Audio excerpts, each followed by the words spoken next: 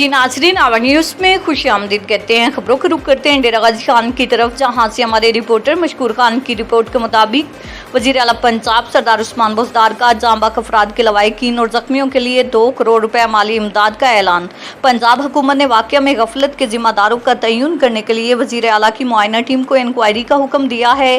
وزیر اعلیٰ عثمان بزدار کی مالی امداد کے چیک آج ہی جاں بحق افراد کے لواحقین اور زخمیوں میں تقسیم کرنے کی ہدایت۔ وزیر اعلیٰ پنجاب عثمان بزدار نے کہا ہے کہ پنجاب حکومت جاں بحق افراد کے لواحقین اور زخمیوں کو تنہا نہیں چھوڑے گی۔ جاں بحق افراد کے اہل خانہ اور زخمی افراد کے ساتھ کھڑے ہیں اور کھڑے رہیں گے۔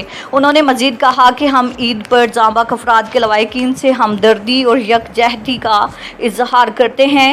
اس المناک حادثے میں قیمتی انسانی جانوں کے ضیاع پر دلی دکھ اور رنج ہوا ہے۔ انہوں نے کہا کہ افسوسناک واقعہ میں جن کے پیارے دنیا سے چلے گئے ان کا غم کوئی اور نہیں جانتا۔ ہم غم زدہ خاندانوں کے ساتھ دلی ہمدردی رکھتے ہیں۔